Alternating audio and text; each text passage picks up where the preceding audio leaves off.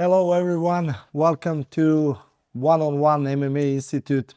Tonight, guest, my really good friend, my old pal, and the new, let's say, Hall of Famer. I hope, Drew Dober. Welcome, my friend. How are you? I know it's been a long time coming. We no longer punch each other in the face, but we finally get to talk to each other. I'm happy I'm not get punched anymore in the face because you started to knocking out a lot of people. So I don't want to see my face turn up upside down, bro. uh, I mean, first of it all, it yeah, might fix it. You might look better afterwards. Who yeah, knows? yeah. Who knows? Maybe you can fix my nose. It's fucked up. Hey, first of all, brother, I wanna to congrats. Uh, you have a lot of wins, a lot of bonuses, and now you break the record. But I want to congrats on your baby that you got. So that is, I think, the biggest win you got in your life. So first of all, I want to I congrats on agree. I that. agree. It's Thank you. It's more fulfilling. And when fighting is over, she will still be there. So it's so much bigger than fighting. Yeah, yeah. Let's go back on this weekend fight. You got the most knockout wins, and everybody's talking. So you steal the show on this UFC. You and Bobby Green were in the let's say in the first thing on that event. So what that mean to you, brother? How did you feel after that? It means we're back on track.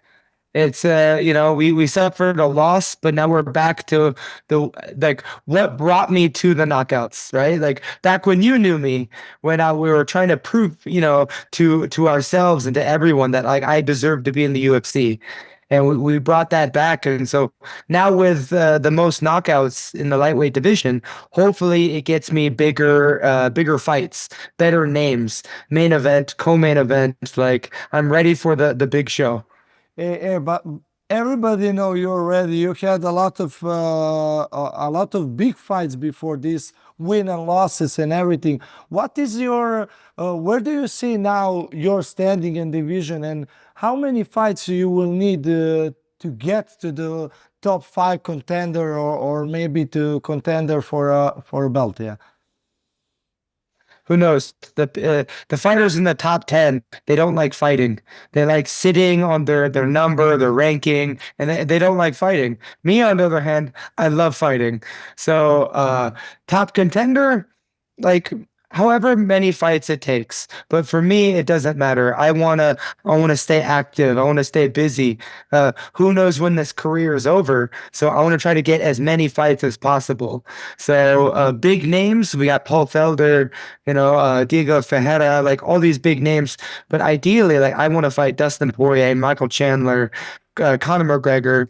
So I just want big fights. And, I think it's just right around the corner with this knockout record. As you can see in this room, we watch all the big events in UFC, and my crew is like most of them like to watch your fights because they're super entertaining, and as well they like to watch Chandler fights. So you called out him after the fight, and how do you see? Did you have this fight in your head, and how do you see that fight can can go on? Like, what is the ideal scenario for you, and how do you see that fight will go if it happens? So I've been watching Michael Chandler forever, like back when he was in Bellator. And so like I know what Michael Chandler does.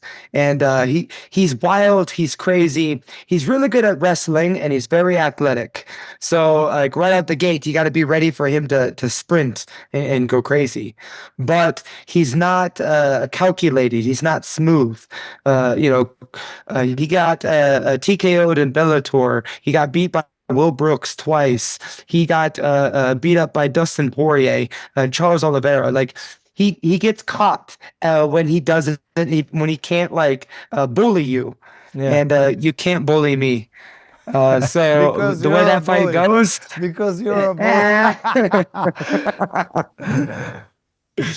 well, so we're both bullies, but I think I'm a better striker. Okay. So we might have a tough first round, but in the third round I can get it done. Oh, that's nice to hear. And what do you think? Probably the first will happen, Connor and Chandler. Where do you see that fight go, and who do you see as a winner in that fight? Who knows if that fight ever happens? They talk a lot, but Conor McGregor just started getting tested like yesterday, so we'll see if the fight happens. But if it does happen, um, Chandler has to wrestle. Chandler has to wrestle, and if he decides not to wrestle, then I think McGregor's going to catch him Yeah, I think he will not wrestle. He stopped to wrestle, huh? He stopped to because he's wrestle. crazy. Yeah, that's coming from your mouth, bro. I don't know. Tell me what changed during this period? I didn't saw you for how many, 5 6 years. What changed in training regime and in the camp for you? It wasn't the training; it was the mindset. And what it was is when you and I trained together, the UFC felt like a job.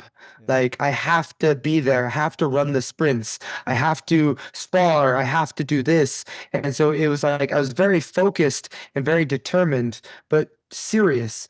And after a loss, I decided to talk to a mental coach. And then we realized that, like, when I first started fighting and I was winning, it was because I was having fun. I didn't care about win or loss. Like, I just wanted to have fun during the fight. So then we just brought back the fun. Like, and I'm having fun. Like, I don't care if I win or lose. It doesn't matter to me. What matters is that 15 minutes that I'm in the octagon in front of everyone, and I'm just trying to have as much fun as possible. And once I started having fun, then people started calling me exciting. I started getting knockouts, and like that's when it all started happening. And it was just because I started fighting from my heart. Okay. And I know the funny thing when we were spending time together and everything, you had a bit an issue with the food and everything. You like to eat a lot. Isn't that still up? Is that still happening? Or because from what I watch from the weightings now, it's feel like you have easier cuts than in past. Did something change there? Yeah, I stopped living like Patty Pimblett. No, yeah, the weight cuts have gotten easier. One, I think I've gotten older and smarter, and two, it's I'm not dieting as hard. So like, if I want an ice cream cone on Saturday, I eat ice cream. If I want like beef or cow, like I'll eat that. And so because I'm not so like disciplined or strict, like I don't go crazy after the fight. It stays kind of more in the middle. So my weight is perfect because I allowed myself to have a little bit more fun. Yeah, bro, but you were allowing a lot of fun when we were together. Too much fun. And did you hire some nutritionist for you, or you're doing by yourself now, knowing your body and everything? I'm doing it by myself, knowing my body, and really I'm listening more. So like I know how much training I have to do. I know when I'm hungry. I know when I can't sleep. And like when you know these things, like I've worked with nutritionists, like I already know how to eat. So now I get to listen to my body. And so some days breakfast is just coffee, or other days when I have like sparring, then we have like a bigger breakfast. And because I'm listening to my body is like responding well, and the weight cuts have gotten easy. And what is your normal walking weight now? When we were friends, I was walking at like 190, Yeah, 190 pounds. now I don't kilos. Now it's more 180. 180. Yeah, that's around That's 82, about 82 3 kilo. Yeah, kilos. 82 kilos. Yeah. Yeah, and what is the weight you cut in the last week, in the fight week? Because you were like around almost 20 pounds, 18 to 20 pounds in the past you were cutting. Now, what is now? Now Still, it's like still same, half. still same. No, no, it's closer to half. So it's about like, 10 kilos, but it's so much easier because I have the energy. So like my mind is right, I have the energy, and like the water just it comes off. Where before I was so tired and it just didn't work. And so we really fixed the weight cut problem. I think it's because I age like wine. I get better. Uh, yeah, that's good excuse.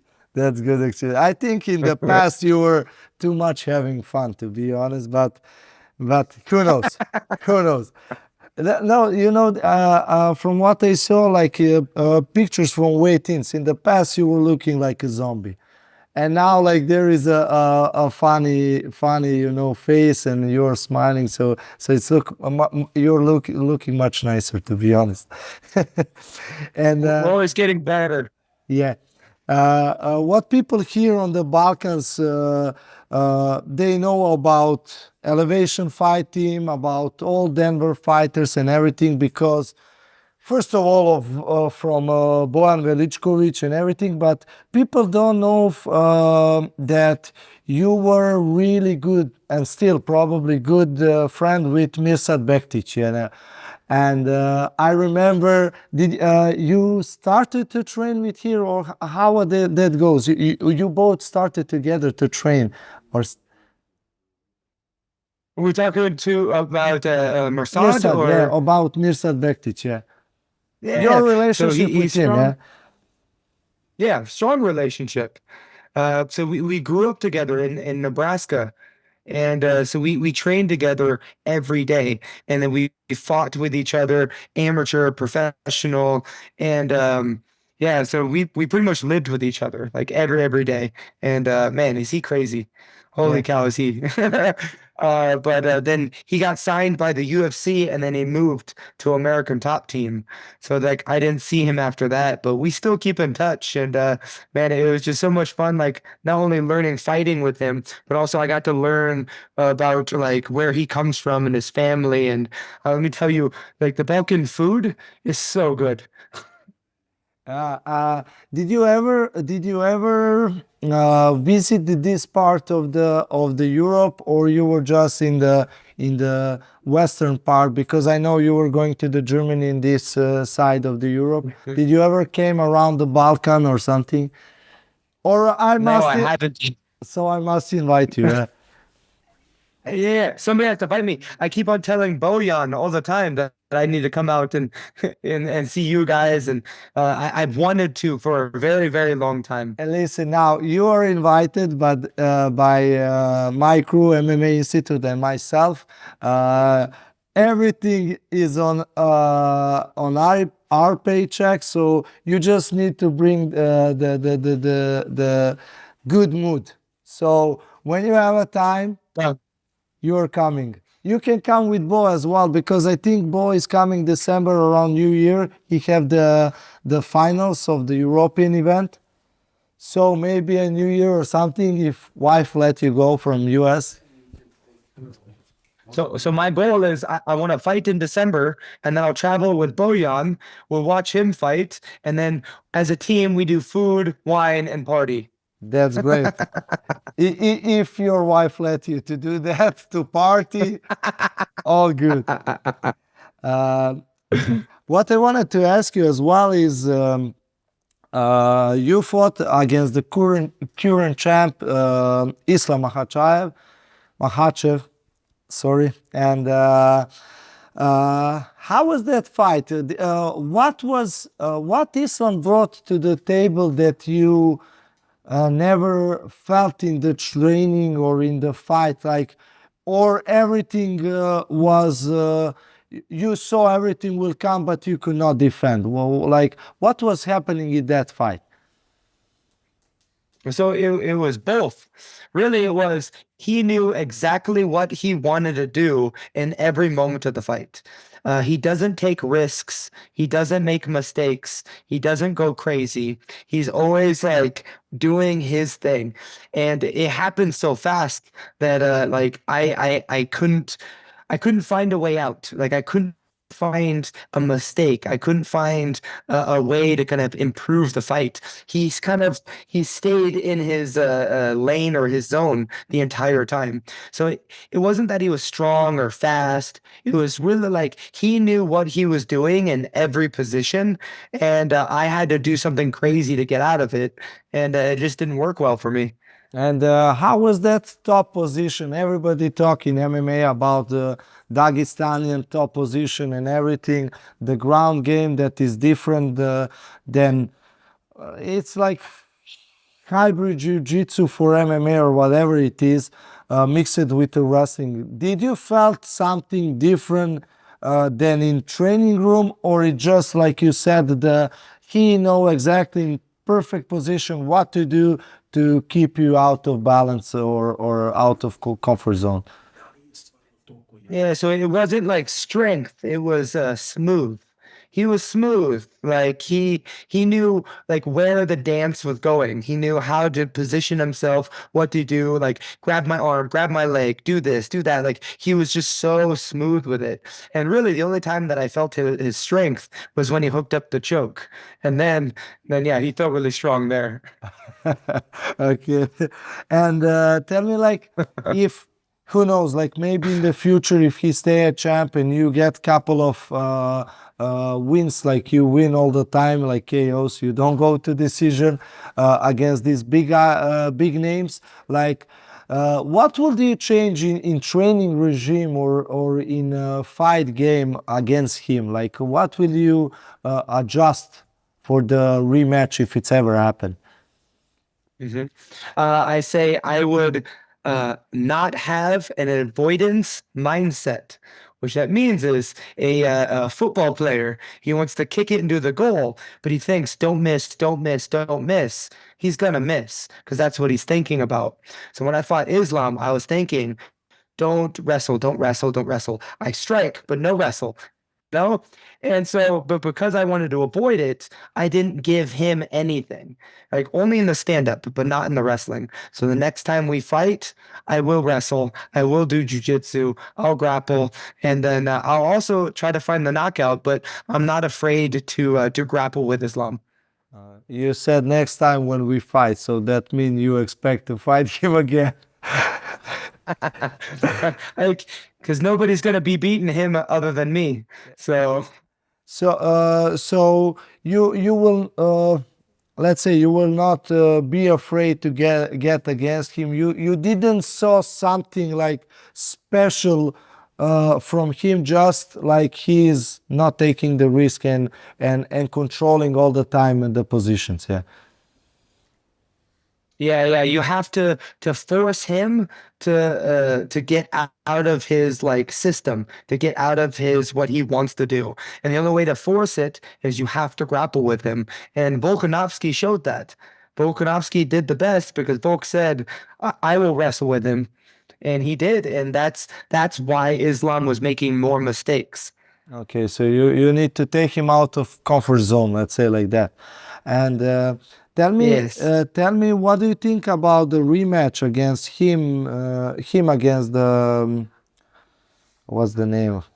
Charles Oliveira, yeah. Charles Oliveira. Yeah, Oliveira, I yeah. think the first fight, I think Charles Oliveira was feeling his hype. He was too like he was feeling like he was the champion, you know? So he was wearing his fancy suits and like, doing the social media, all that stuff. So I felt like his mind was not in the right place. But this fight, it is. I think he's coming in very serious, training really hard. I think the fight is going to be longer. I think Charles is going to give Islam more problems, but I think Islam is going to win by decision. By decision, huh? You don't think like in the past Charles had an issue to like after when he get tired he was losing, let's say fights that he won like in the first two rounds he was losing, like let's say even in this fight, like when it's get to the struggle he is beatable. Do you think that will again happen, or like you said, the decision will go. He will mentally be much stronger in this fight. I think he'll be mentally stronger, but I think Charles waits for you to make a mistake. And so Dustin Poirier, Justin Gaethje, Michael Chandler, they were all winning the fight, but then they got overexcited Yeah. and then they started making the mistake, and Charles took advantage. Where Islam won't make mistakes, Islam won't get too excited. And so, unfortunately, I feel like Charles is going to be waiting, but it will never happen. Yeah. And do you expect from do you expect now who can be next opponent in your line? Do you feel from UFC, from the company, that can give you some names, or you are there just to ask for whoever, like you said? Or maybe there is some guy that they are talking, maybe is interested to fight you. No, because right now it's the rankings are crazy because I knocked out Bobby Green, but Bobby Green is now in the rankings, you know? And so Dan Hooker could be a fight, Jalen Turner, Renato Miocano. There's so many fighters that like could be, but they have to say yes. And that's what I see is like the problem. Like they talk on Twitter, but they don't sign the contract. And so who knows? Right? Like I always say yes. And so we gotta say, like, whoever, says yes to fighting me, that's the person I'm gonna fight. And I don't know who it is. Yeah, I think it will not be from top 10 because there is big possibility they will get knocked out. Tell me how the family affected you and getting the child. How did this affect your career? It humbled me. It's when I'm at home with my wife and my daughter, like I'm not a celebrity, I'm not a star. I'm just dad, you know? And so it humbled me. And what that does is it's that feeling of I still have to prove to me, to myself, to everyone that, there can be more. And so I'm not a celebrity. I'm not a star. I'm just a dad. And so when I fight with that motivation that like, I want to be more. I want to, so I no longer feel my own excitement. Like I'm going out there to prove. So, my family has really humbled me and created balance in my life, and that's why I'm going to keep on performing better. And how did you felt after the fight? I saw you talk. You took Man, your child, and then how was that emotional moment? Because I know I have the kids now, and I know like this is like breaking me from inside when I see them and when I take them in the hard moments. How that felt in the big arena and crushing the record for the most knockout, and after all taking your baby, and how was that moment? so the knockout record, like someone else will break it eventually, and a win in the Apex is just one of many, But having my daughter in that venue with me after the victory is forever. It's forever. I get to have that until the day I die, and it was so emotional and so exciting because this career is going to come to an end, and at the end of the day, I'm going to be something else, but I will always be her dad.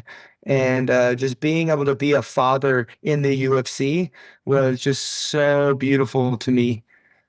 So you said that after the fighting career, you will be something else. What is something else? What would you I'm gonna like be. to be? I mean, we're looking into broadcasting. I love talking to people. I love talking about fighting. So let me do it on a microphone and just talk about it. And then also, I really want to be a coach. I think I've spent the last 20 years of my life learning martial arts, and I want to spend the rest of my life teaching other people. When you say broadcasting, do you see yourself as a broadcast crew for the UFC that most of the fighters do, or you think something like your own podcast or something like that? Let's do both. I think we could do both, broadcast with the UFC and then being able to do this, but I'll ask the questions. I think it's very fun. And then I don't know. So last year I was in a movie. I was an extra in a movie. So maybe Really? acting could be a thing too. Which movie? Yeah.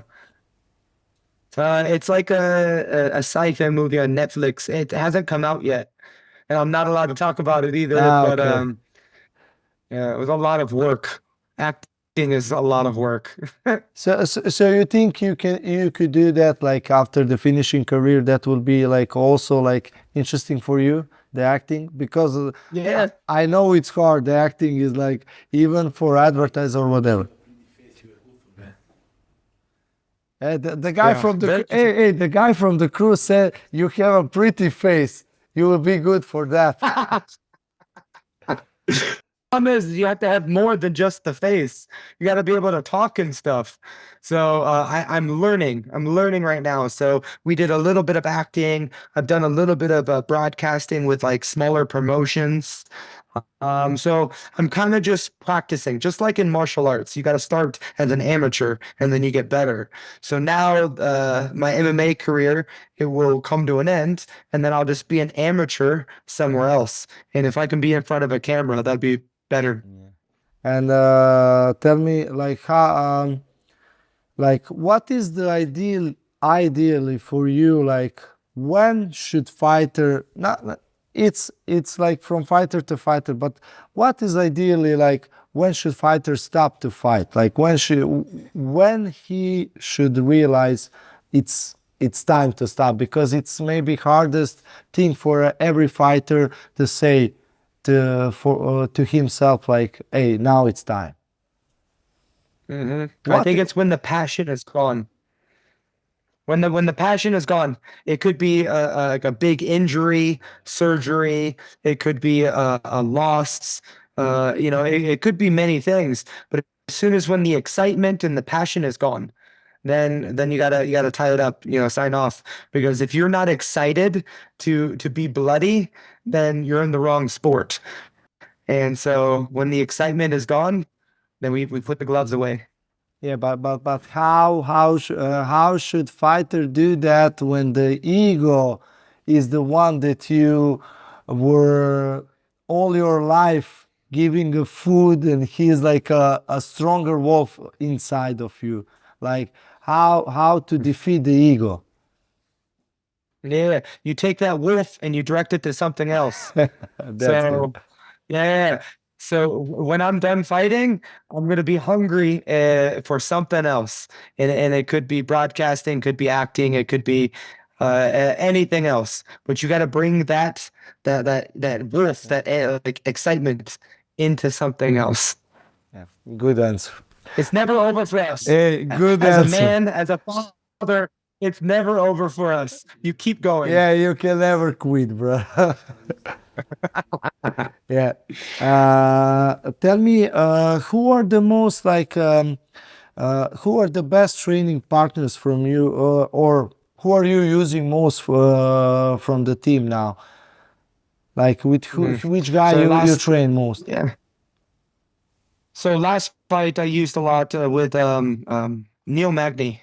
Neil Magny helped me a lot for my last fight. But Team Elevation, we got Justin Gaethje, Corey Sandhagen, Usman comes in. I mean, those are just the names. And then we have all these other guys that are trying to get into the UFC, and they cause me more problems. We got Taiwan Claxton from Bellator, Ryan Charlie Boy, Logan. Like, there's Team Elevation is Colorado. There's so many fighters, so many monsters, badasses. I get beat up every single day. And that's good, because when the time comes that you're beating everybody, something is wrong. Right? Then you got to move. Yeah, then you got to move. And are you? I don't know. In the past, when I was there, it was not too much collaboration with other gyms. Is this now happening? Are you guys going to the other gyms? Is there a collaboration with gyms around in Colorado Yes. area? Yeah, as of now, I train at 5 gyms, and that is there's more available to us. And so I could pull out a list of names, but as of now, there are so many gyms you can train at and bounce skills off each other. Yeah, so yeah, it's not just 4 walls. I live in my car because I'm training at so many different places. Yeah, yeah, that's fighter's life. The crew have the question for you because we were talking when it's the perfect time to stop. They ask, did Khabib stop at perfect time? What do you Perfect think? time, yes. You think it's perfect time Uh, because of the because he wasn't legacy? excited. Because of the legacy, or because of just the fire went down? I think it's because he wasn't excited anymore. He was doing it for his family. He was doing it for his father. He was doing it for his team, his country. He was doing it for other people, but he wasn't doing it for himself. And that is the one thing that having a daughter reminded me of. I'm not doing this for my family. I'm not doing this for my friends. I'm not doing this for you. I'm doing this for me. Like in that third round when I'm bloody, tired, and bruised, I'm doing this for me. And if I don't want it anymore, then it's over.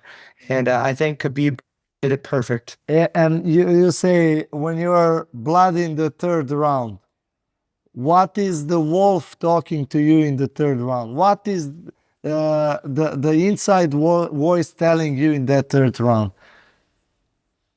I want this. I want to prove to myself that I can find it. I can lose every round, but I can get off that stool in the third round, and I want to find that win. I want it. I don't care about the money. I don't care about the women. I don't care about the fame. I want it. I want to show to myself that I'm capable of winning a fight, and that's where the excitement is. Yeah, and after this fight, because like maybe it let's say not skyrocket you, but you took a spotlight because the whole fight card was not so excited, and the breaking down the record. Did you felt the a lot of media put you in the first spot, like give you the spotlight, or it's same like every time? I think I got a lot of spotlight with the record and the exciting fight that I have. Um, but I want more. Like I don't want more of the spotlight. I want more of the audience. More. I want a bigger name. I want something that I can feel more proud about. With like a fight with Dustin Poirier.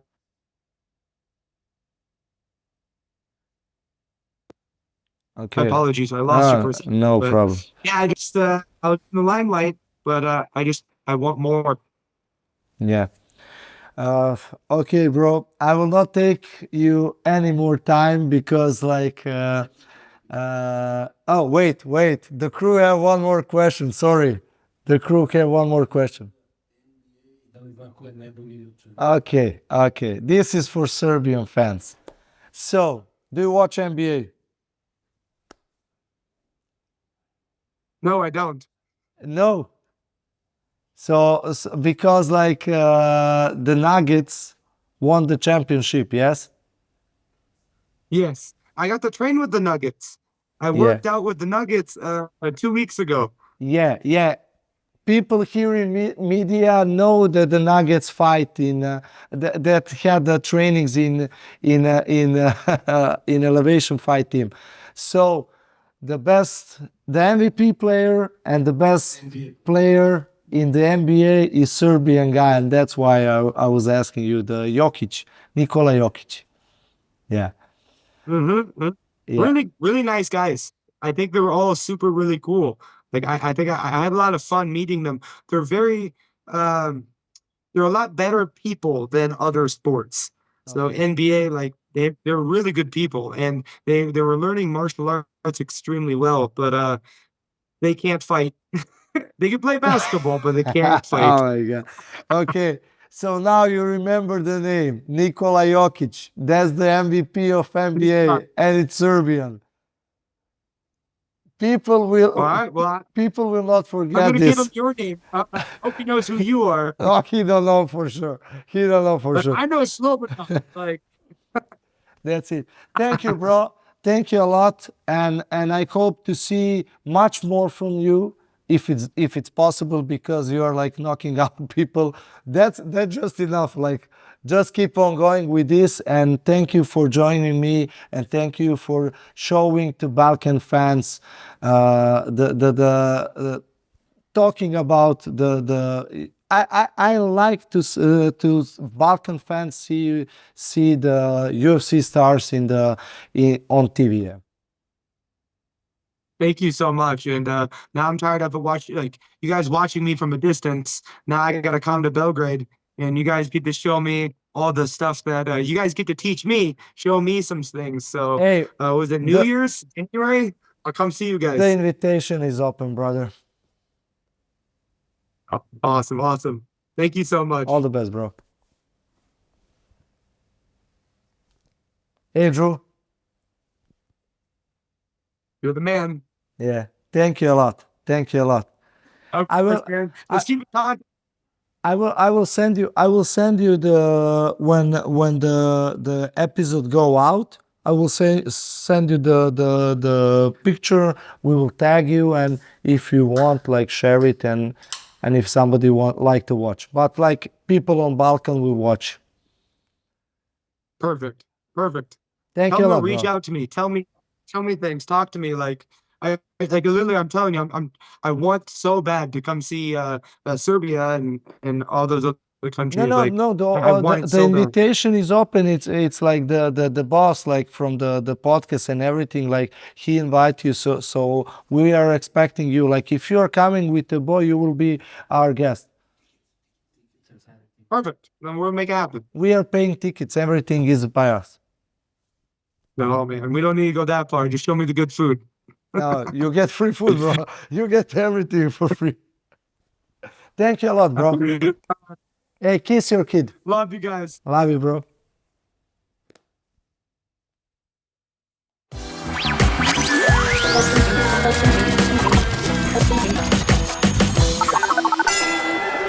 Ми smo počeli.